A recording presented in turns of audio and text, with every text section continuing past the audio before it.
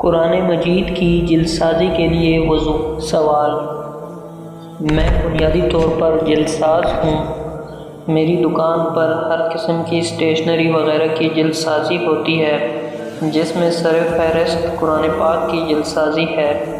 میرا طریقہ کار یہ ہے کہ جلد سازی سے قبل صرف ہاتھوں کو دھو کر جلد سازی کرتا ہوں، تاہم بحیثیت مسلمان میرے دل و دماغ میں یہ بات ہمیشہ نسکور رہتی ہے کہ قرآن پاک جیسی عظیم المرتب کتاب کی جلد سازی اگر باوضو کی جائے تو زیادہ بہتر رہے گا، مگر کام کی زیادتی کی وجہ سے میرے لیے یہ مشکل ہے۔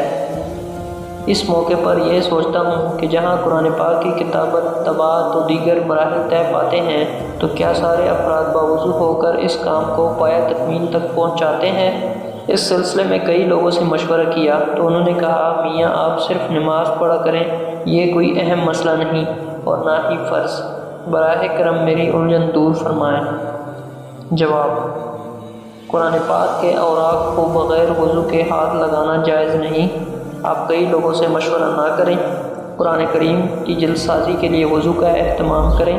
اگر معذور ہیں تو مجبوری ہے، تاہم اس کو ہلکی اور معمولی بات نہ سمجھا جائے۔